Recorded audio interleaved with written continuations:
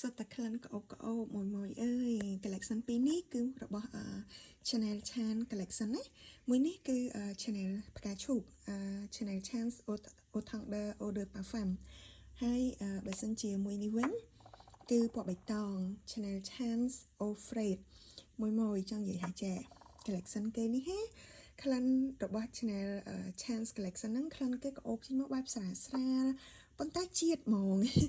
បែបលក្ខណៈថាបែបរៀងសុភាពបែបរៀងស្រស់ស្រាយស្រាលស្រាលអញ្ចឹងបើសិនជាមួយណាគាត់ fan ទឹកអប់បែប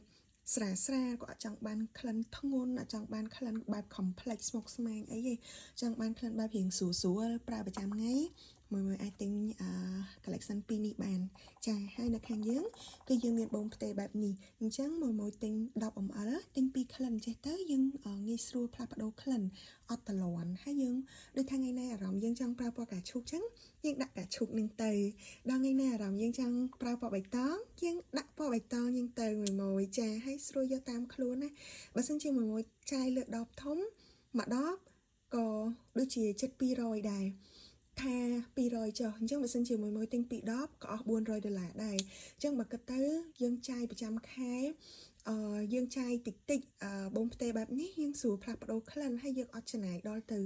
$200-400គ្រាន់តែទឹកអប់ហើយពេលខ្លះយើងអាចប្រើយូរទៅយើងសាំក្លិនទៀតអញ្ចឹងមួយអាច